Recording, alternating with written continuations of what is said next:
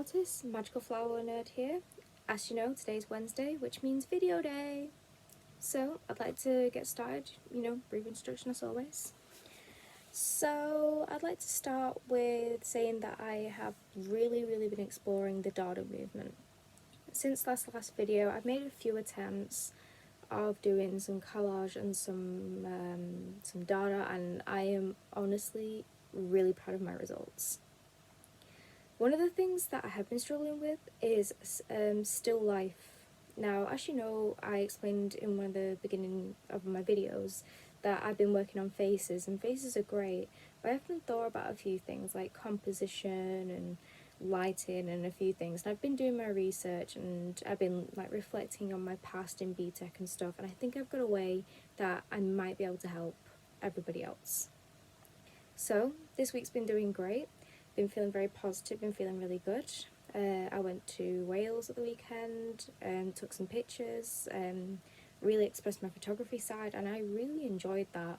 I thought about the beauty, I thought about what I could do with those photos. A few of them I've put into my Dada process and into my collage process, and I really enjoyed that, and it is from my own material as well, so that's what made it extra special, extra personal.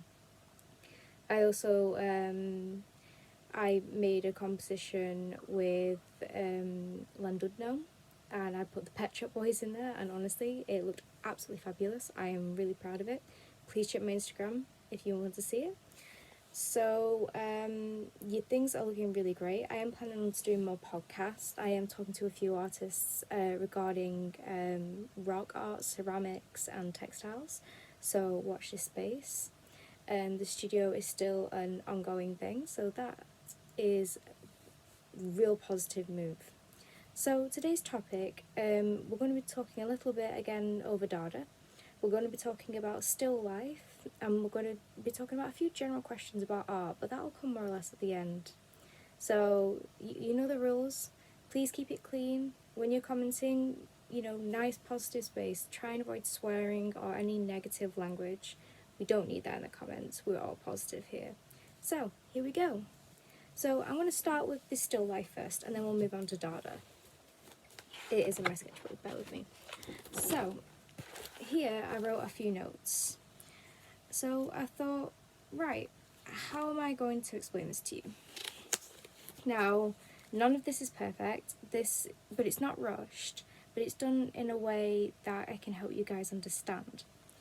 So you're doing still life. Have you thought about your composition?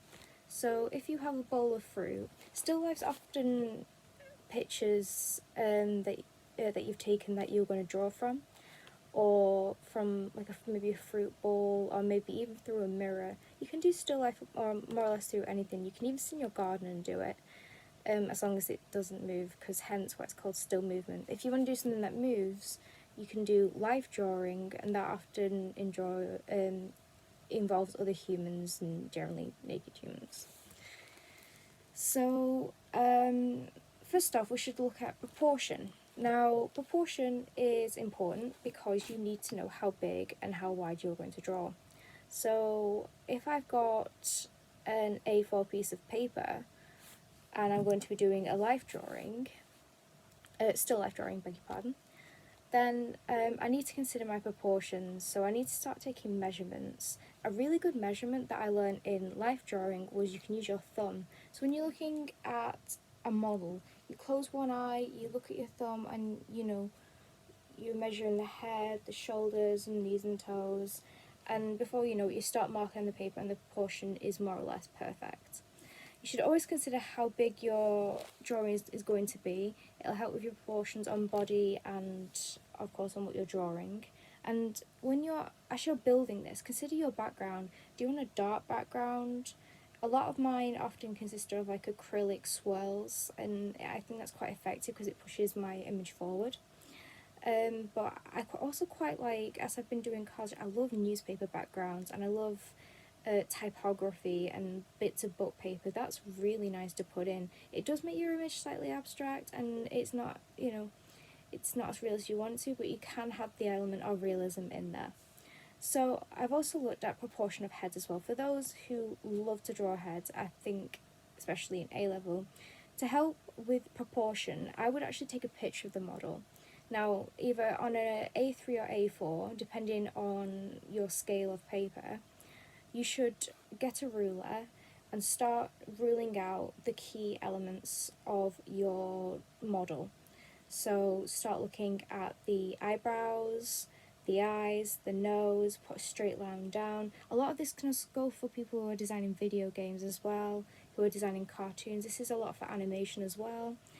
Proportion lines help you align and correct your main elements to the right size and prevent one size being bigger than the other. So the one thing that you don't want is to have beautifully done eyes and a nose that sticks out there and you're like, whoopsie daisy.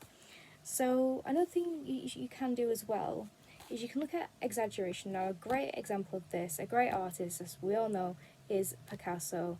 You know, he's known for his continuous line drawings, and he literally just drew continuously with different hands and things.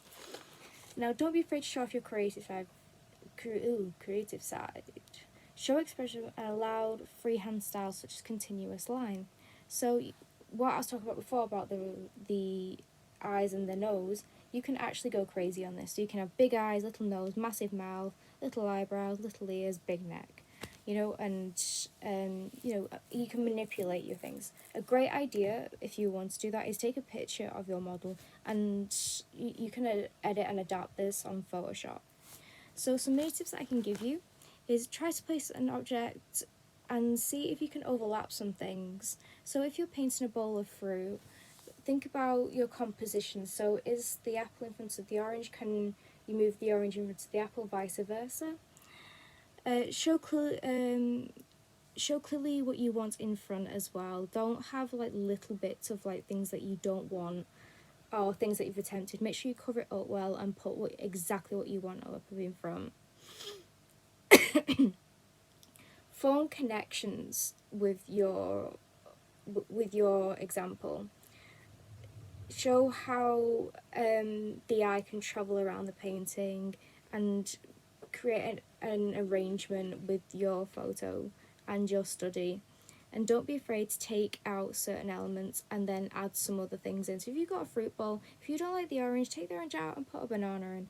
Honestly, it is completely up to you. Just try and follow these main things and I can guarantee you will have a successful realism drawing and a successful still life session. Now, always make sure that you reference, again, won't emphasize that enough, always use your model or photo as a reference and learn your proportions as well. So another big thing is choose a medium that suits you. This will give you more confidence and will make you study more. Make your study more interesting. So if you're comfortable with acrylic, use acrylic. If you're comfortable with watercolour, use watercolour. If you're comfortable with collage, use collage. However, saying that, you're an artist or someone who wants to achieve a goal. So, you know, if you're already bored with acrylic, why not try gouache? Why not try ink and bleach? You know, why don't you actually give yourself a challenge? You know, at the end of the day, it's art. You have many, many attempts and you can always adapt your photo, or you can start again, or you can keep on going. Art is in your hands. So my favourite medium interest is collage because I like the layering, I like how things just form together. I also like little bits of words in mine. That's my favourite medium. I also like acrylic and watercolour as well because I like how they bleed in with each other and it gets really exciting once you get going. A great example for my still life is in my sketchbook on Instagram. I love doing faces and I just love how watercolour and acrylic just blend in together. And from one of my final pieces, Miss Price, in my sketchbook, is a great example of still life session because we have a dark background and this pushes Miss Price straight to the front. So backgrounds and textures are really important to consider in still life. So also consider shadows and tones as well. So shadows can often push things forwards or push things backwards depending on your composition. and it can also give the idea of a 3D realism look. So what you need to do now is carefully compose your scene. So mess around with a few ideas and composition. For this, you have all the time in the world. There is no rushing with this. So what you can do is you can quickly draw some studies and decide whether you like your composition or think if this is going to work for you. So yeah, do maybe 3 or 4, fill maybe 2 A4 pages and divide them into 2, so you've got 4 blocks of spaces. And take photographs, take them from different angles. You don't have to look straight forward and do that. Look from the side, look from the top, look from the bottom. It'll give you many more ideas and shows people that you've been creative and you've thought outside the box here. And it makes sure that it sets your idea and your theme. So another thing you need to do is use a single light source and use photography to set up your final idea for what you're pleased with your composition. So yeah, make sure you have your camera out ready, make sure you're focused, and set up a colour theory. So the best thing to do with a colour theory is to look at your photograph and look into your theme. So if your theme's like a dark theme, then look into dark colours, maybe warm dark colours like brown, dark red, sienna, them kind of colours.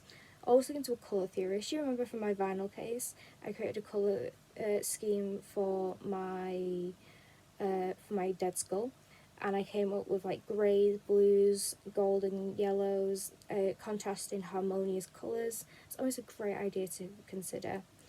And also the colour sets the mood, so it also gives another key clue to your audience what you're trying to emphasise here.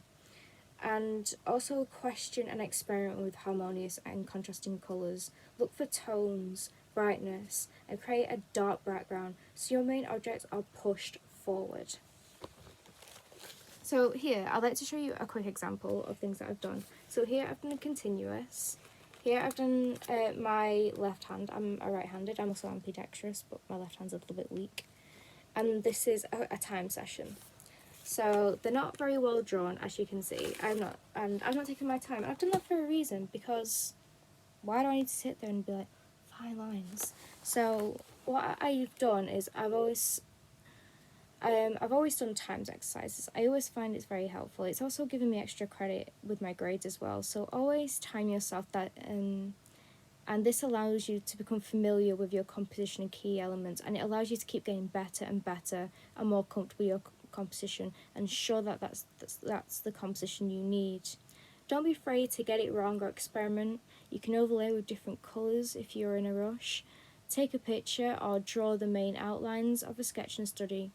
Make sure you capture shapes as it shows expression, which feeds into your mood, and add layers with paper and chalk. Now, if you're using black paper, there is nothing better to use than white, and using ripping techniques in your study. It looks really experimental, but yet really effective. And if your model moves, overlay the drawing process. So I can show you a quick example of this. So here is a model. I saw a crowd of ladies walking around in Chorley. So what I decided to do was draw different models. They were too quick to draw, so I just drew the key elements, and I drew over them and overlapped them, and the picture itself looks like it's moving. The only thing I want to do and improve this is I may scan this in, and I may put some newspaper in there. And that also goes for my Dada as well. Moving on my next subject. I love my composition on my Dada. I really would love you to have a look and ask any questions you like.